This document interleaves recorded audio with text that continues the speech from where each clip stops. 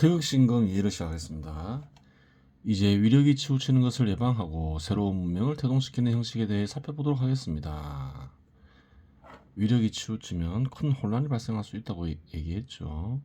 위력이 치우치지 않기 위해서는 활동 지출을 거래하여 부의 축적이 가능해야 합니다. 이는 하나의 형식이며 실제로도 그것이 가능해야 하는데, 이는 시대별 공간별로 특수성이 작용하기에 특수성에 입각해 제도화해야 하는 것입니다. 부의 축적을 중요시하죠. 더 좋은 새로운 문명이 탄생하기 위해서는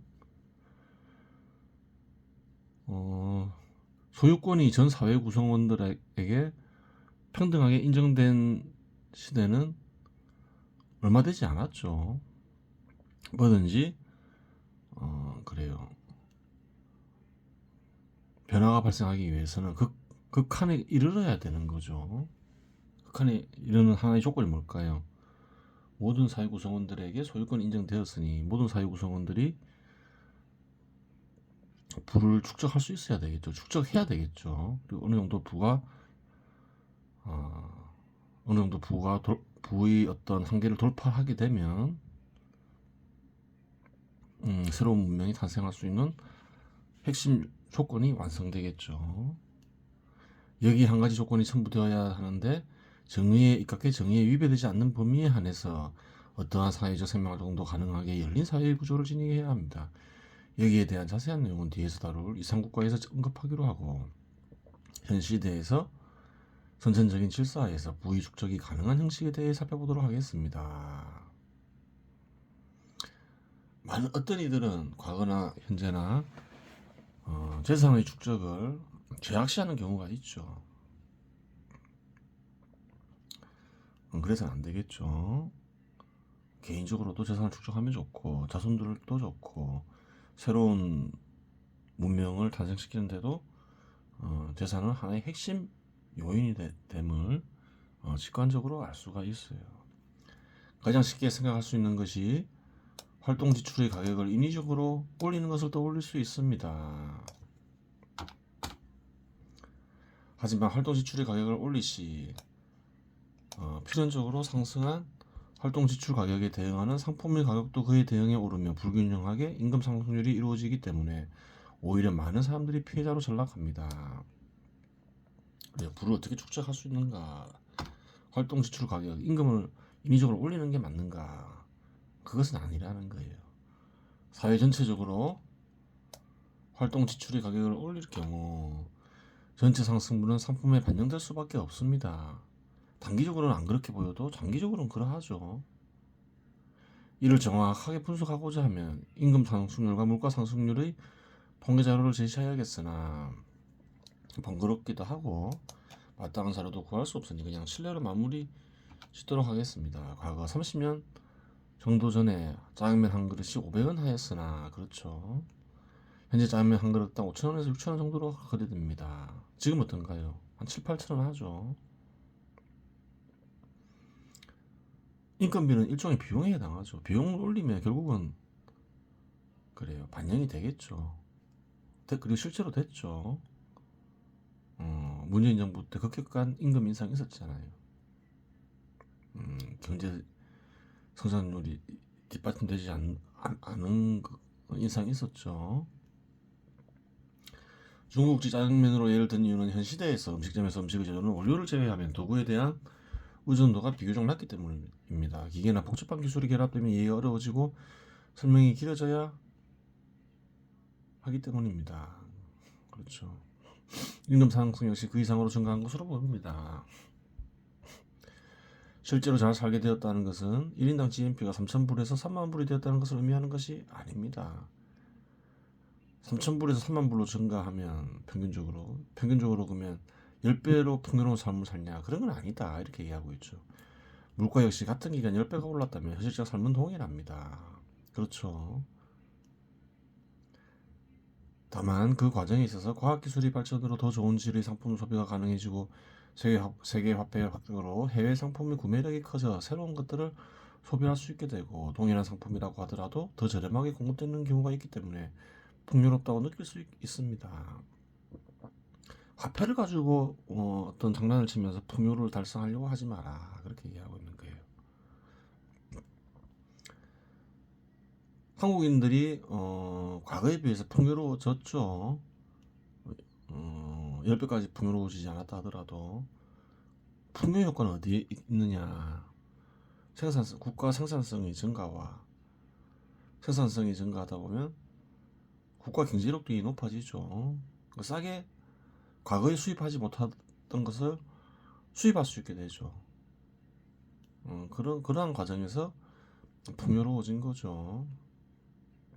따라서 이러한 정책이 성공하기 위해서는 국민 전체의 소득이 100에서 110으로 올릴 경우 물가가 100에 머물러 있어야 합니다. 그런데 물가 역시 110으로 증가한다면 아무런 의미가 없게 되는데 인위적으로 구성원 전체의 소득을 올릴 경우 상품 가격의 소득 상승분이 반영되어 110이 된다는 사실입니다. 이 글을 쓴 이는 2017년에 썼죠. 그래요. 시장을 파괴하는 인위적인 정책을 쓸 것을 우려되어서 이런 글을 남겨놨겠죠. 그것은 풍요를 달성하는 방법이 아니다. 오히려 풍요를 해치는 길이다. 이렇게 얘기하고 있는 거예요. 이는 경제지상 그러하고 사회적 교감력으로 인해 문제는 더욱 심각해집니다. 사회 내에도 자연계와 마찬가지로 다양한 힘들이 존재합니다. 위력, 사회적 위력을 얘기하겠죠. 교감력은 사회 내에 존재하는 힘이라고 하겠습니다. 2017년 초 소주 가격을 1,200원에서 1,300원으로 올렸는데 세금을 100원 세금을 더 올렸죠. 소주를 판매하는 음식점은 통상 한 병에 3,000원에 팔던 소주를 약속이 난 듯이 4,000원으로 올려 판매하기 시작한 것입니다. 소주 가격이 8.3% 올렸으나 음식점은 33.2% 가격을 올린 것입니다. 앞에서 인격이나 정의, 소유, 인생의 목적과 같은 절대적 개념들이 교감력을 발생시키는 근원이 됩니다. 그렇죠. 발전하고 싶죠. 근데 비용을 증가시키면 이익이 줄어드니 발전하기 어렵잖아요. 그럼 가격을 올려야 되잖아요. 많은 이들이 인생의 목적에 지배당하면서 교감하면서 올렸겠죠. 그래요. 여기서도 인생의 목적 그런 건 없다고 얘기하는 사람도 있지만 인생의 목적의 실제 존재함이 확인이 되는 거죠. 눈에 보이지 않는다 해서 존재하지 않는 게 아니에요. 이러한 절대적 개념들은 사회 구성원들이 공통적인 시각을 형성하게 합니다. 세금을 100원 올림으로써 판매자는 소득의 감소를 겪어야 하는데 여기서 판매자들은 공통적으로 약탈을 느끼게 됩니다. 정의의 개념과 인격의 개념이 판매자들의 공통적인 시각이 되어 작동하는 것입니다. 동시에 발전적 삶의 장애를 느낀 판매자들은 이에 대응한 대응책을 마련하는데 여기에는 발전적으로 살고자 하는 인생의 목적이 판매자들의 공통적인 시각으로 작용하는 것입니다. 그 결과 세금은 100원이 올랐을 뿐인데 소주 판매 가격이 1,000원이 오르는 것입니다. 물론 여기에는 1,000원을 올리더라도 팔린다는 시장의 조건이 전제되는 것입니다. 이와 같은 이치들로 인해 사회 전체의 소득을 인위적으로 올리는 정책은 부를 축적시키는 정책으로는 부적격이라고 하겠습니다. 그래요. 급격한 금리 최저임금 인상이 있었는데 지금 시점에서 돌이켜보면 어떤가요? 풍요가 달성됐냐는 거예요. 그렇지 않다는 거예요. 과거에도 마찬가지였겠죠. 그런 걸로는 달성되지 않는다. 생산성을 증가시키고 국가의 경제력을 강화하는 것이 진정으로 국가 전체뿐만 아니라 국가 구성원의 풍요를 달성하는 길이다. 그렇게 이해하고 있는 거예요. 두 번째는 절제를 교육을 통해 익히게 하는 방법이 있습니다. 사치품을 소비하는 사람에게는 필수품을 소비하도록 권장하고 필수품만을 소비하는 사람에게는 생존수단만을 소비하도록 교육시키는 것입니다. 이것도 하나의 부를 축적하는 하나의 방법이 되겠죠. 생존수단만을 소비하라고 강요한다면 도살만 당하지 않을 뿐이지 사료만 먹고 자라는 가축과 다를 바가 없습니다. 그렇게 얘기할 수는 없겠죠. 또한 다른 사람 시각에는 미친 사람처럼 보일 수도 있으며 자신이나 타인의 위생에도 문제를 일으킬 수 있습니다. 저축은 당연히 해야 할 것이지요. 재산 형성하는데 중요하지만 그렇다고 해서 비참한 삶을 살게 하는 것은 좋지 않다. 그렇게 얘기하는 거예요. 고대 그리스 시대에 디오게네스라는 철학자가 있었는데 인위적인 것을 멀리하고 자연적인 것에서 생존수단을 구하려 했습니다.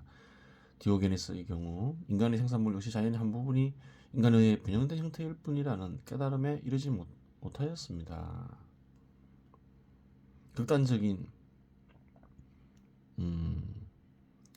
절제를 강조하고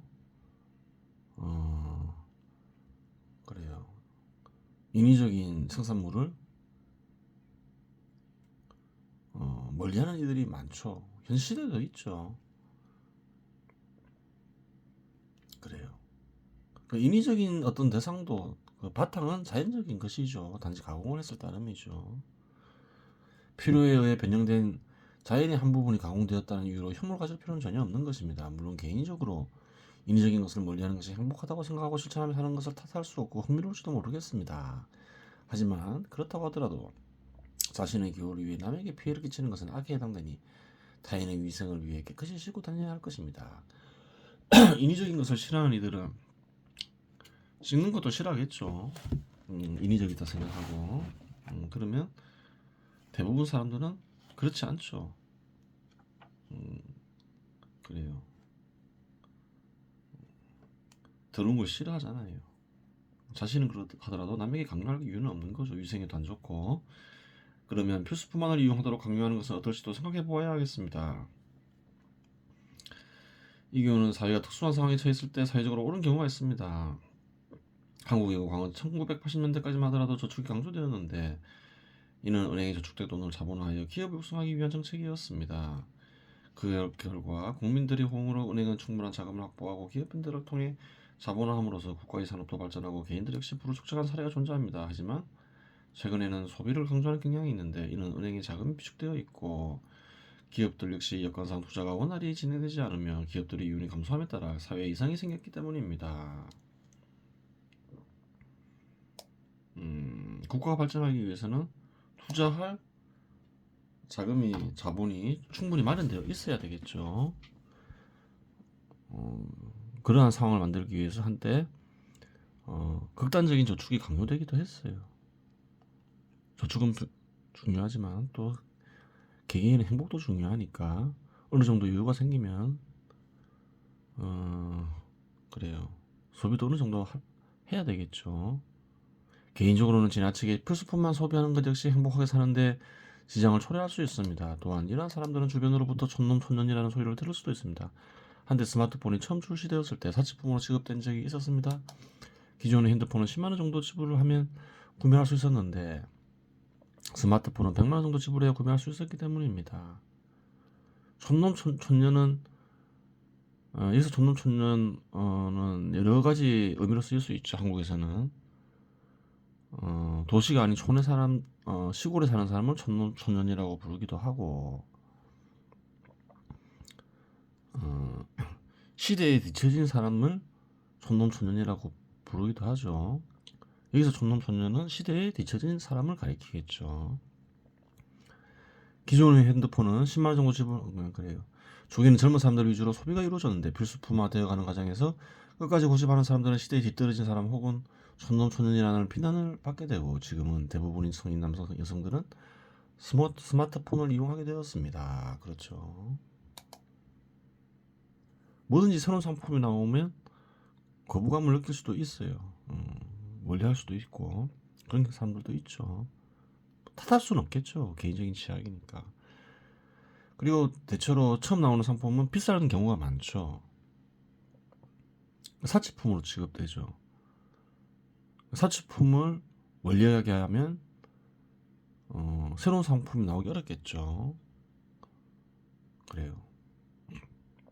그러면 그래요.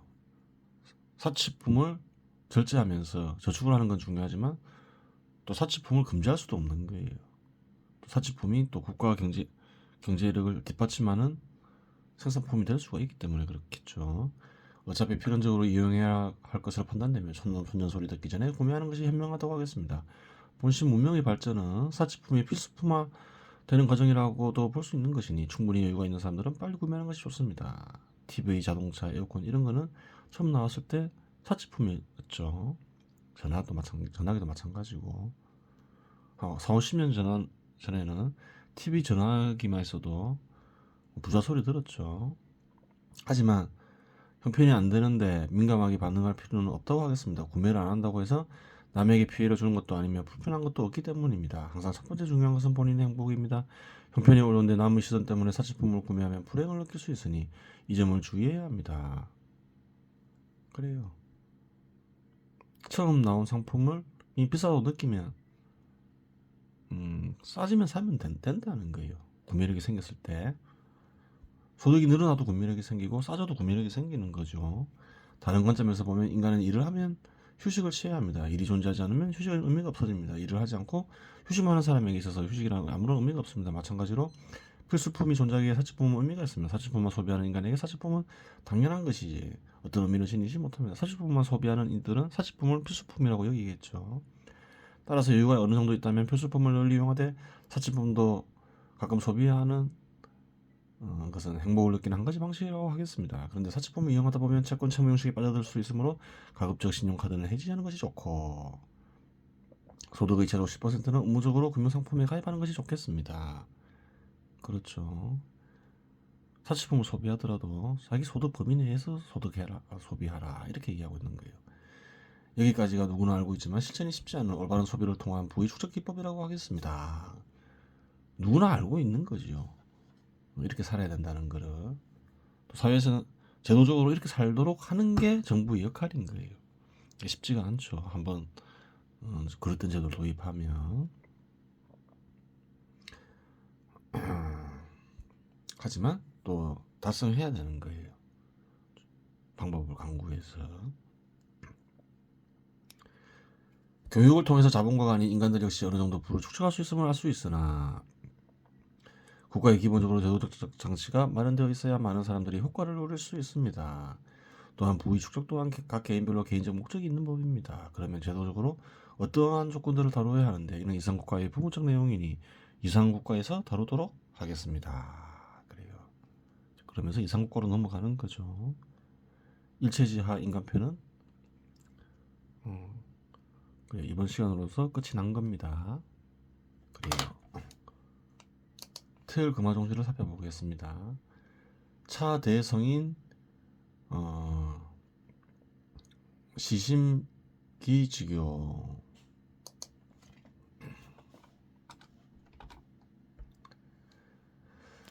이것이 큰 성인이 이러한 가르침이 큰 성인이 마음과 기의 어우러짐을 보고서 문제 한번 보고서로 해야 되겠죠. 이러한 가르침은 뭔가요? 길을 기르는 방법을 얘기하는 거죠. 길을 길러야 된다 이렇게 얘기하고 있죠. 어떤 가는 신의 뜻과 어떤 신의 마음을 드러나게 하기 위해서는 그래요. 기는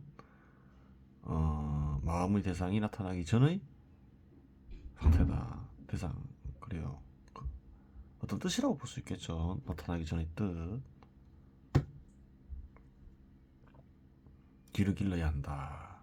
길을 길러야 한다는 것은 순기를 지켜라. 순기는 어떤가는 신의 뜻을 지키고 길러야 된다. 이 말이겠죠. 이 말이죠.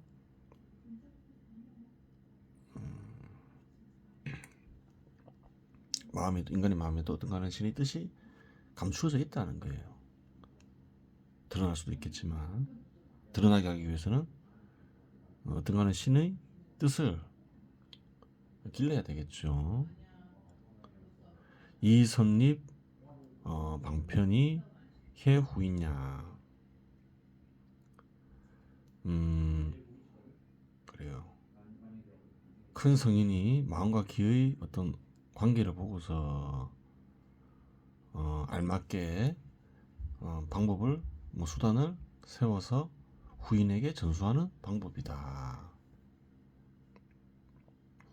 그 여러 가지 길을 기를 수 있는 어떤가는 신의 뜻을 기를 수 있는 방편들을 마련한다는 거예요. 그래요. 큰 성인들은 즉 어떤가는 신의 뜻을 길러줌으로써 후인들에게 어떤가는 신의 마음과 어떤가는 신의 뜻을 나타나게 한다는 것이지요. 그래요. 이번 시간에 이제 마치겠습니다.